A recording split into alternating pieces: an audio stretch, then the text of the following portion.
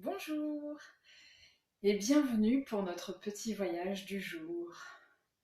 Aujourd'hui, je vous emmène dans une région qui m'est très chère, c'est la Bretagne. Au plein milieu de la Bretagne, il y a un petit village. Ce petit village s'appelle Coidou. Dans ce village est né un petit garçon. Un petit garçon qui s'est retrouvé seul très vite et à qui on n'a pas donné de prénom. Alors ce petit garçon, il a grandi avec l'appellation du gars de Coidou. C'est tout. Et le gars de Coidou, ma foi, il passe du temps près du Trieux. Le Trieux, c'est la rivière qui coule près de chez lui. Et dans ce Trieux, lui, sa passion, c'est d'aller pêcher les poissons. Alors régulièrement, dès qu'il en a le temps, il prend sa canne à pêche, son panier à poissons, et il y va. Il va pêcher, prendre du temps pour se poser. Le gars de Coidou, il est comme ça. Un jour, alors qu'il lance sa ligne, il sent. Ouh, ça y est, ça mord là. Il tire doucement. Ça y est, il se retrouve avec un poisson tout frétillant dans les mains. Et comme il est en train de lui retirer l'hameçon de la bouche, tout à coup, figurez-vous que le poisson se met à lui parler. « Hé toi, non, s'il te plaît, rejette-moi à l'eau. Si tu me rejettes à l'eau, tu vois là les deux écailles qui brillent beaucoup. Ces deux écailles, eh bien, je te les offre. Elles sont pour toi. » Le gars de Coidou, il est tout surpris, il comprend pas, il dit quoi? Un poisson qui parle? Mais, mais ça vient d'où ça? Depuis combien de temps ça parle les poissons? Alors le poisson lui répète, non, non, s'il te plaît, c'est pas ça le problème. Rejette-moi à l'eau. Je te promets, si tu me rejettes à l'eau, avec mes deux écailles, tu pourras faire deux vœux. Le gars de Coidou, il réfléchit. Il se dit, oh, allez, ça changera d'habitude. Alors il les prend délicatement. Il prend ces deux écailles qui brillent au soleil. Et puis le poisson, il le remet à l'eau, dans le Trieux. Le poisson s'en va, tout frétillant, et voilà le gars de Coidou avec ses deux écailles à la main. Il dit, qu'est-ce que je vais faire maintenant, moi? Alors il les pose dans sa poche, et il rentre chez lui, le gars de Coidou. Oh, c'est pas bien loin. Il reprend le chemin vers sa petite bicoque. Et puis, le soir, après le dîner, il prend sa première écaille, lui dit, tu vois, petite écaille, moi j'ai pas beaucoup de vœux à faire. J'ai tout ce que je veux dans la vie, mais il y a une chose qui me manque. Je voudrais juste un prénom.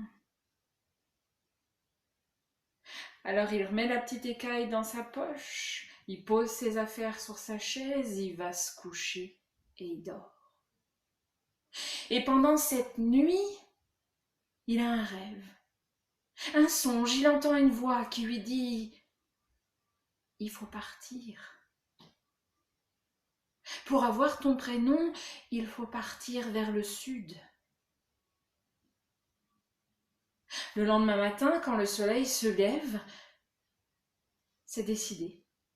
Le gars de Coidou, il fait son baluchon. Il le met sur son épaule et c'est parti. Il s'en va à l'aventure et il marche vers le sud. Toujours dans cette direction, il marche longtemps. Il est fatigué, le gars de Coidou, mais il continue. Il y croit à ce que lui a dit cette petite écaille argentée. Alors il avance, toujours, avec autant de volonté. Il va y arriver. Et puis un jour, Il a les pieds fatigués, les souliers usés tellement il a marché. Il se retrouve dans le désert. Un Breton dans le désert, c'est du jamais vu. Il fait tellement chaud. Il n'en peut plus. Il est fatigué, le gars de Quadou, mais il continue à avancer. Il utilise toutes les forces qui lui restent. Et puis à un moment donné, il n'en peut plus. Il en tombe à genoux. Le gars de Quadou, il se souvient qu'il a sa deuxième écaille dans la poche. Alors il la sort et lui dit « Tu vois, petite écaille, là, moi, ce qu'il me faut, c'est de l'eau. » Et puis là, tout à coup, à ses pieds, il y a une rivière qui jaillit. Alors lui, le gars de Quadou, il a tellement soif, il est tellement pris, qu'il vient y boire, y boire, y boire. Et il a tellement soif, il veut tellement boire qu'il se penche vers l'eau et tombe dedans. Et cette eau, il y a du courant. Elle l'emmène. Il sait pas où le gars de Quadou et il est tellement fatigué qu'il s'évanouit. Il s'évanouit. Et quand il reprend connaissance, le gars de Quadou, il ouvre un œil. Il sent. Il ouvre deux yeux et tout autour de lui sont des choses inconnues. Il y a des couleurs partout, du rouge, du orange, du jaune.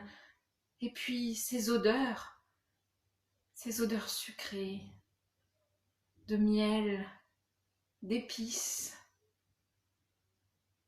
des odeurs qu'il ne connaît pas, mais qui lui sont douces. Alors il tourne la tête, regarde autour de lui. Il est allongé sur un lit très coloré. Et là, près de lui, il lève les yeux et voit une belle jeune femme. Cette jeune femme, elle a la peau hâlée, des cheveux noirs, longs lui tombent sur les épaules. Elle a des yeux de braise et le regarde comme si elle le connaissait depuis toujours. Et elle lui demande « C'est toi le gars de Quadou ?» Il est surpris, mais il peut juste répondre « Oui. »« Veux-tu m'épouser ?» lui dit-elle. « Mais... oui, mais j'ai même pas de prénom. » Alors la jeune femme le regarde avec un si doux regard, un regard plein de tendresse, et lui dit « À partir d'aujourd'hui, je t'appellerai mon amour. » Et c'est de ce jour que le petit gars de Quadou est devenu le roi d'Arabie. Mais son vœu le plus cher, il s'est exaucé, car depuis ce jour, tous les jours, sa femme l'appelle mon amour. Et voilà pour ce petit voyage d'aujourd'hui. J'espère qu'il vous aura plu. À très bientôt!